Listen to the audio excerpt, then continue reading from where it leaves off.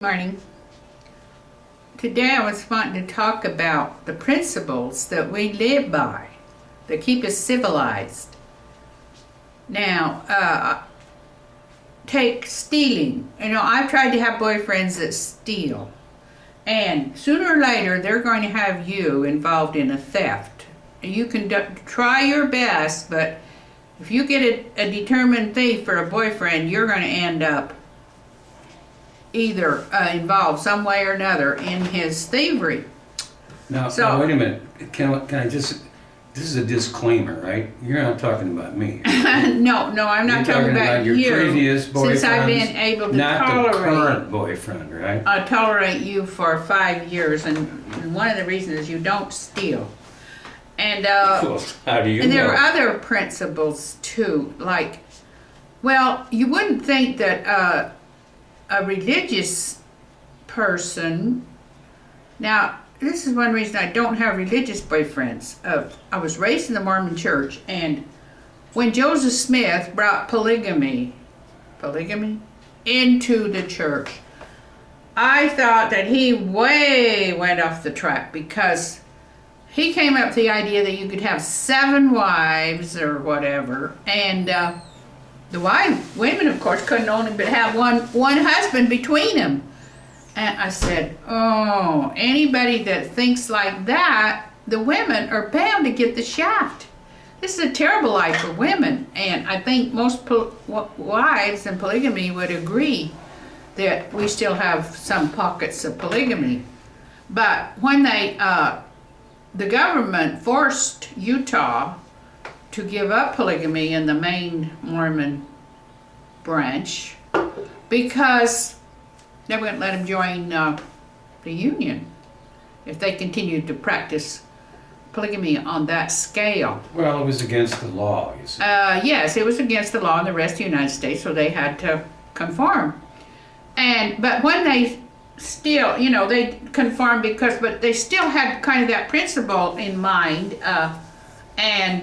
Men who are, it's the patriarchal society, and the men have more authority than the women. I mean, they let the women preach, but kind of like too many times the women are just sort of, pacified and let them say something, but they're not really treated like equals. And I think women have a very big struggle trying to get treated like, like with the respect that whatever they do deserves. I mean, they raise the kids, they teach the kids, they have a very important part in society. And if they don't get any respect for it from the men... Why do you keep looking at me like that? Well, I'm just looking to see how you're taking this. Yeah. And then, of course, we have the principle of thou shalt not kill.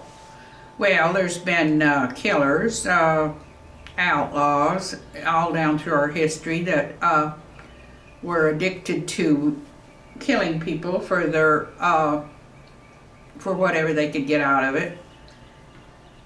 And we all, I thought, understood that killing was a very bad thing to be addicted to, and you couldn't possibly get along with a man who believed in killing.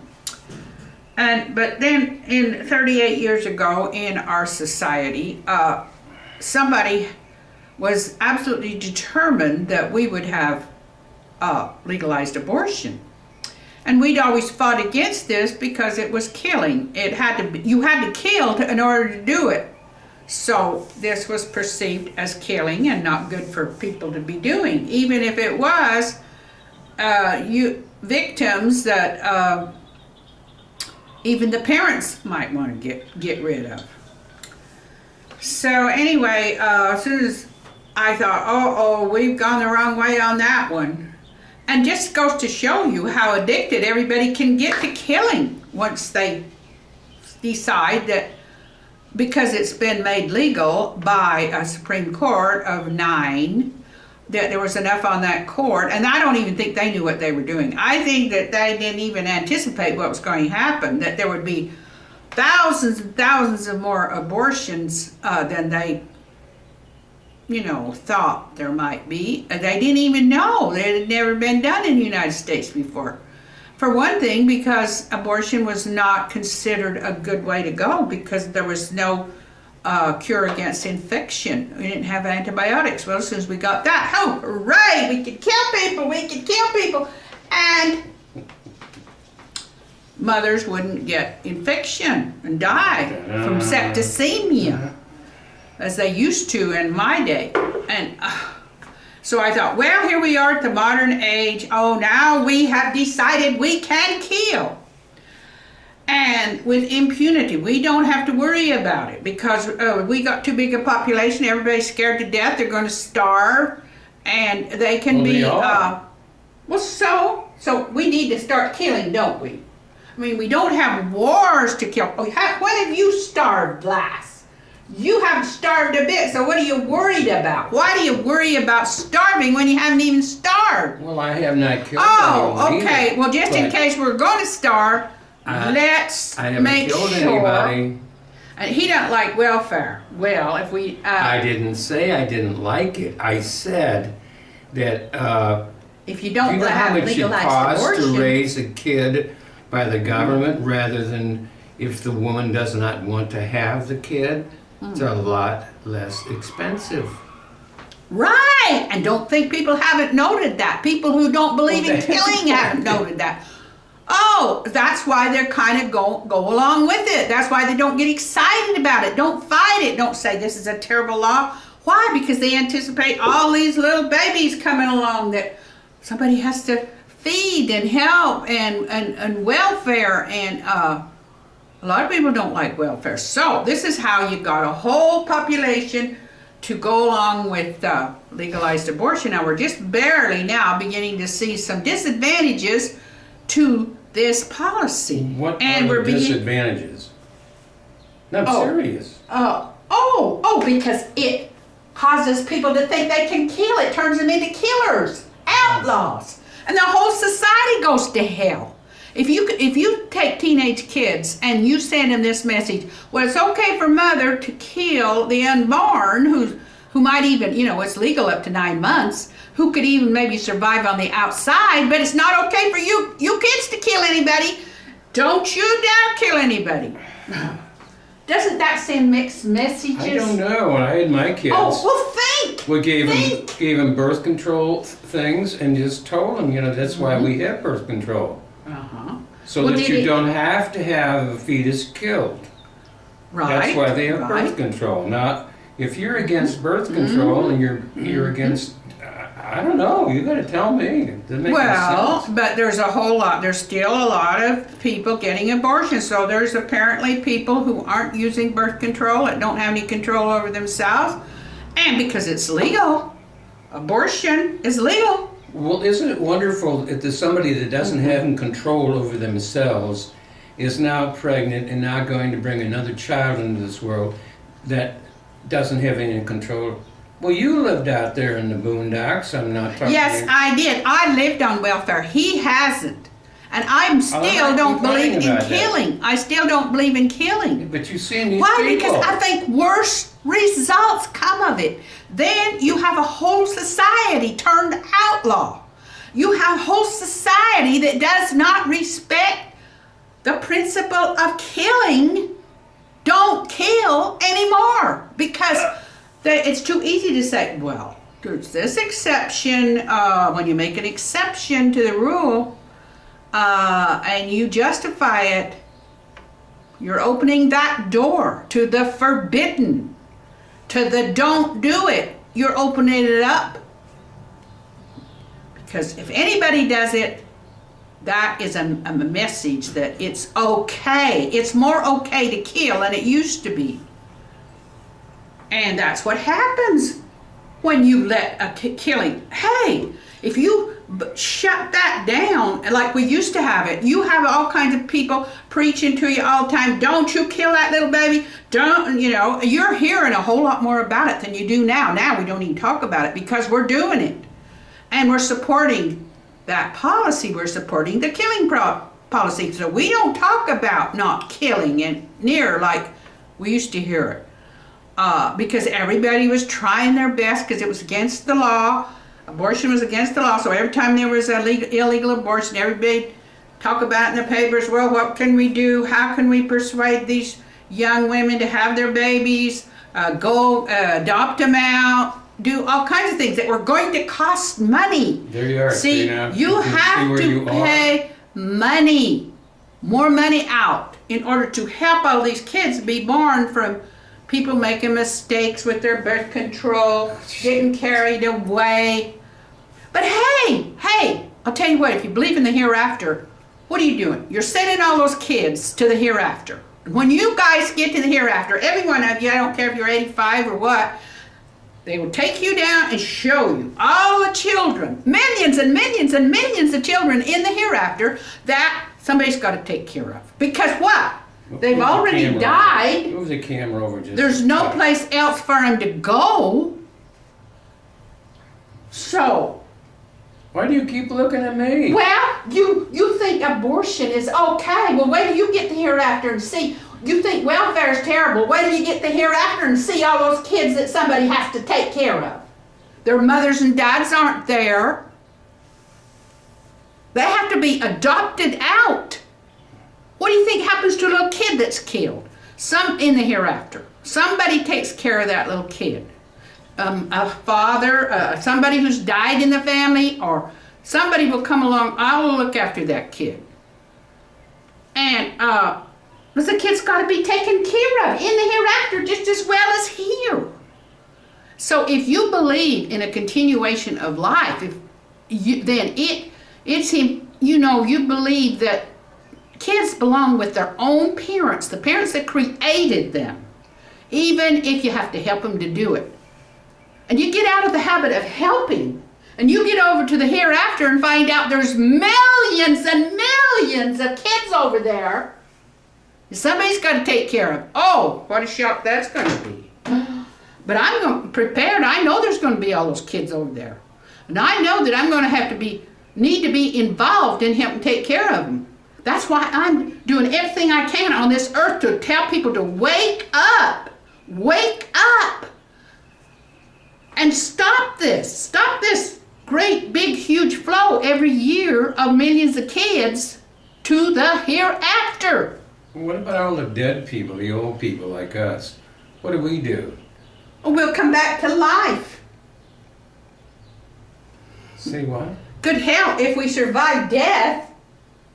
Well, first of all, if you're dead, you're not alive Well, anymore. you're a wraith. You're a wraith. You're in some other form. Your soul. You have something in you that when the body dies, you can feel it. I felt it in near-death experiences a number of times. When you start dying, it just starts coming out of you and going up. It's like a wraith. It feels like smoke. I know. It feels like, but it's there. It's real. I know. It's you going up. I know. And your body is falling down there and doesn't mean a damn thing anymore. Well, can I ask you a question? Do you feel right now that you're in a real close...